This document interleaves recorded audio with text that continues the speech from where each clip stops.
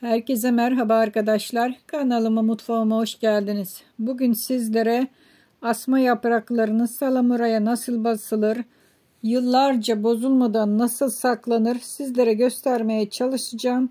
Göstereceğim yöntemle asma yapraklarınızı salamuraya basın. Yıllarca bozulmadan saklayın. Hiçbir şekilde bozulmaz. %100 garantilidir arkadaşlar. Nasıl hazırlanır, nasıl yapılır? Gelin tüm püf noktalarıyla sizlere göstereyim. Evet, burada benim asma yapraklarım var. Bunları bahçemden kopardım arkadaşlar.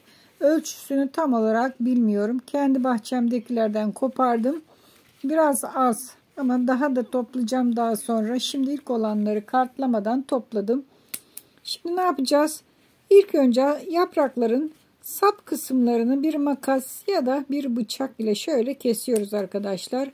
Birçok arkadaş ben niye böyle kesiyorum diye biraz sorun ediyor ama asla bu şekilde erime yapmaz arkadaşlar. Korkmayın. Bakın şöyle sapların dip kısımlarından kesiyorum. Başka hiçbir şey yok. Bozulma, erime olmaz. Korkmayın arkadaşlar.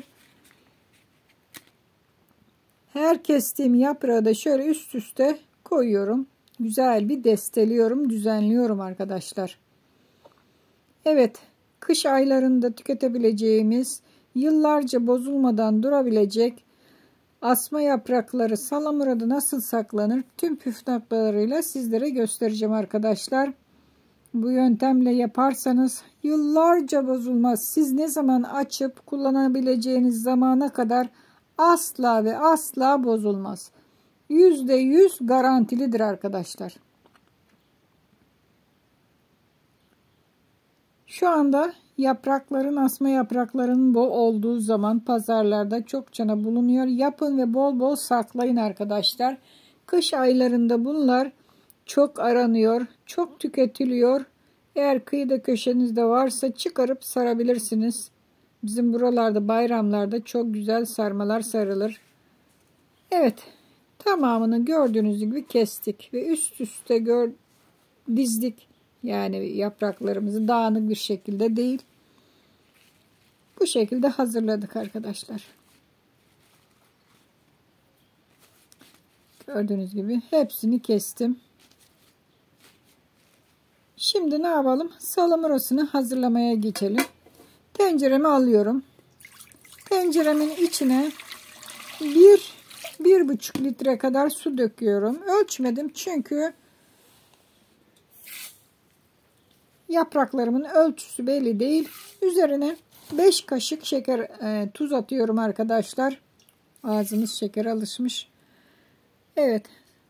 5 yemek kaşığı tuz atıyorum. Daha sonra tekrar ayarlayacağız. Şimdilik 5 kaşık atıyorum ve ocağa kaynamaya götürüyorum. 1,5 litre kadar burada suyum var benim. 1,5 litre suyum var. Ocağa koyduk ve ocakta şu anda suyum kaynadı. Tuzlu suyum kaynadı. Evet, salamurasını yapıyoruz. Salamura ölçüsünü sizlere birebir vereceğim arkadaşlar. İstediğiniz kadar isterseniz yaprak olsun, hiç sorun değil. Şimdi kaynayan suyun içine bir adet yumurtayı bırakıyorum. Yumurta dibine, kaynayan tencerenin dibine tıkkadan vurursa, ses gelirse şu anda tuzu az demektir. Ne yapacağız? Yumurtamızı alıyoruz. Üzerine biraz daha tuz ilavesi yapıyoruz. Ne kadar? 1 kaşık ya da 2 kaşık tuz ilavesi yapıyoruz. Koymuş olduğumuz tuzu yine karıştırıyoruz. Erimesini bekliyoruz. Tuz ölçüsünü bu şekilde yaparsanız yapraklarınız hiçbir şekilde bozulmaz. Yıllarca durabilir. Siz ne zaman açıp tüketebileceksiniz o zamana kadar durabilir. Evet. Gördüğünüz gibi artık ses çıkmıyor arkadaşlar. Yavaş yavaş yumurtamız tuzlu suyu yukarı kaldırmaya başladı. Eğer direkt tencerenin içine tıngırdan dibe düşerse tuzu az demektir. Biraz daha ilave edebilirsiniz. Birazcık daha tuz ilave ettim arkadaşlar. Tekrar kaynamasını bekliyorum. Yani artık ses gelmiyorsa dibe inmiyorsa, yarıdan çoğu yukarıda kaldıysa yumurtanın tuzu tamamdır arkadaşlar. Yumurtanın yarıdan çoğu yukarı çıkması lazım arkadaşlar. Üzerine salamuranın limon suyu sıkıyorum. Ve hazır. Salamuram şu anda sıcak ve kaynak. Hazır. Ocağı kapattım. Yapraklarımız burada.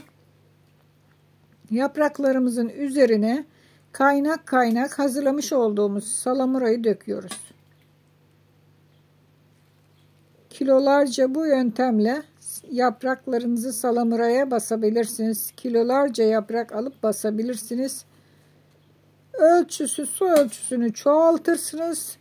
Tuzunu ilave edersiniz. Dediğim gibi bir yumurta koyup eğer tuz salamura yukarı kaldırdığı zaman, tuz yukarı kaldırdığı zaman yumurtayı tamamdır. Evet.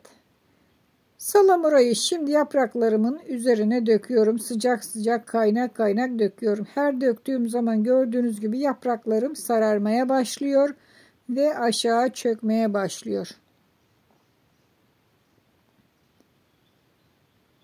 Arada böyle kaşık ile bastırıyorum ki kuru da kalmasınlar. Salamuranın içine girsinler.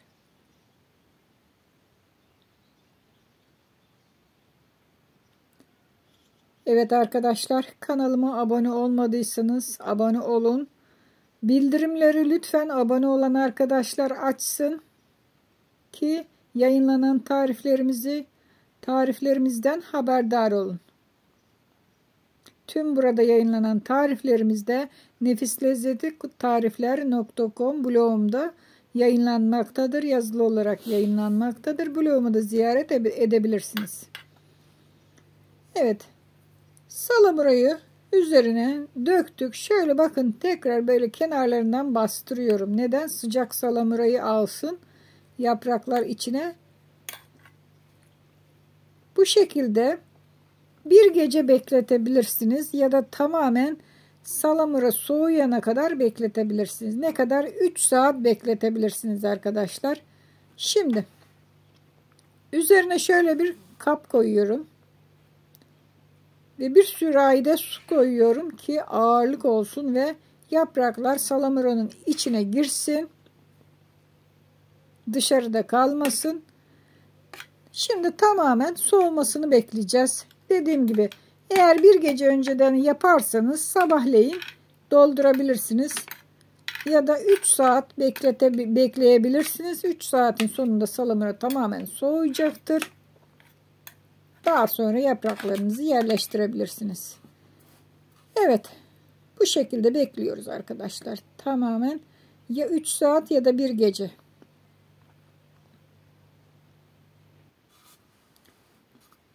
Evet, salamuramız soğudu.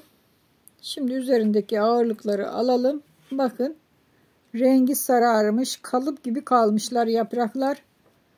Düzenli bir şekilde. İşte bu şekilde hazırlarsanız bu yaprakları yıllarca durur. Asla ve asla da bozulmaz. %100 sizlere garanti veriyorum arkadaşlar. Şimdi yaprakları şöyle salamuradan çıkaralım. Bakın, içleri dışları tamamen sararmış. Her yerini almış salamurayı. Şöyle alıyoruz salamuranın içinden yaprakları.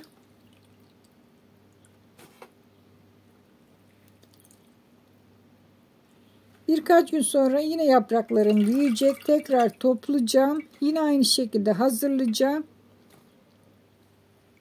En kolay, en garantili, asla bozulmayan yöntem bu yöntemdir arkadaşlar. Birçok tarif vardır. Sulu, susuz, kuru. Kuru olarak da hazırlanan vardır ama onu ben pek sevmiyorum. Yapanlar çoktur. Şimdi salamurayı şöyle yine sürahime döküyorum. Bunu tekrar kullanacağım. Şöyle kenarda beklesin.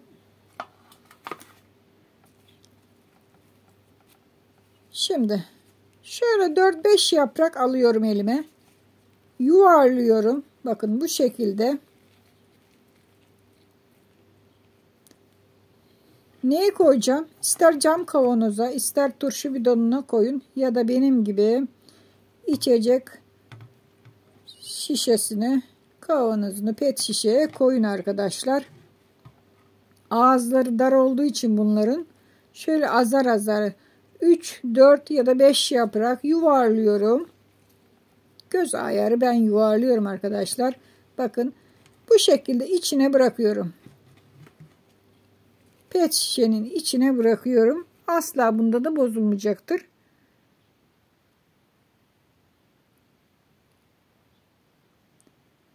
Tüm yaprakları bu şekilde dolduracağım.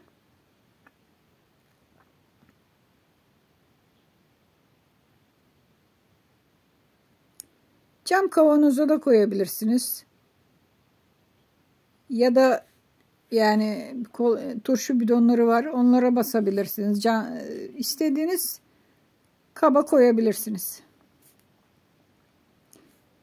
Bu pet şişeyi açtığımız zaman nasıl kullanacağız derseniz arkadaşlar, onu da sizlere açıklayayım. Bir bıçak yardımı ile ağzının alt kısmından yuvarlak keseceğiz ve bir kaba dökeceğiz. Yaprakları kullanacağız. Bir gün önceden çıkarın.